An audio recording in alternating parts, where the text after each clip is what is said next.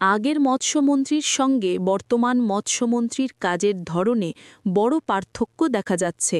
পূর্বের মৎস্যমন্ত্রী যেভাবে মৎস্যজীবীদের সঙ্গে সরাসরি যোগাযোগ রেখে কাজ করতেন, বর্তমান মৎস্যমন্ত্রী সেইভাবে কাজ করতে পারছেন না। মূল কারণ হিসেবে মৎস্যজীবীরা দাবি করছেন, এখন মুখ্যমন্ত্রী বা মন্ত্রীদের সঙ্গে তাদের সরাসরি যোগাযোগ নেই। শুধু তাই নয়, মৎস্যজীবীদের বিভিন্ন ইউনিয়নের সঙ্গেও সরকারের যোগাযোগ প্রায় বিচ্ছিন্ন। এর ফলে মৎস্যজীবীদের নানা সমস্যা দিন দিন বাড়ছে।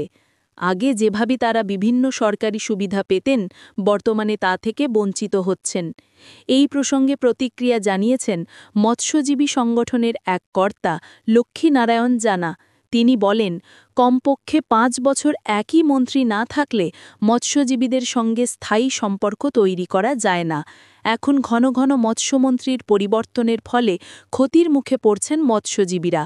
তাঁর দাবি, যেই আসুন না কেন, মৎস্যমন্ত্রী যেন মৎস্যজীবীদের সঙ্গে নিয়মিত যোগাযোগ রাখেন।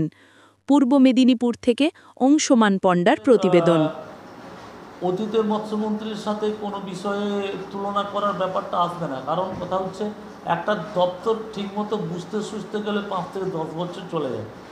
এখন যদি আমরা ২ বছর, ১ বছর, ৫ বছর করে একজন মন্ত্রীকে দায়িত্ব দিই, দপ্তর সঠিকভাবে না বুঝতে হয়তো কোনো কারণে আবার যদি তাকে অন্য দপ্তরে পাঠানো হয়, কি অন্য দপ্তর থেকে বর্তমান দপ্তরে আনা হয়, তাহলে তার এই যে কিরণনন্দবাবু দীর্ঘদিন ৩৪ বছর পাবলিকের সাথে রিলেশন করতে করতে একই জায়গায় তিনি সবার সাথে একটা, এমনকি ডিপার্টমেন্টের একটা সুইপার গার্ডের সাথেও তার একটা সম্পর্ক তৈরি হয়ে গেছে, এবং সমস্ত ল্যান্ডিং সেন্টারের আর মেন বডির সাথে, সেক্রেটারি চেয়ারম্যানদের সাথে, আর সবার সাথে, আপনি নর্মাল ফিশারম্যানদের, ফিশ ওয়ার্কারদের সাথে তার একটা সম্পর্ক তৈরি হয়ে গেছে।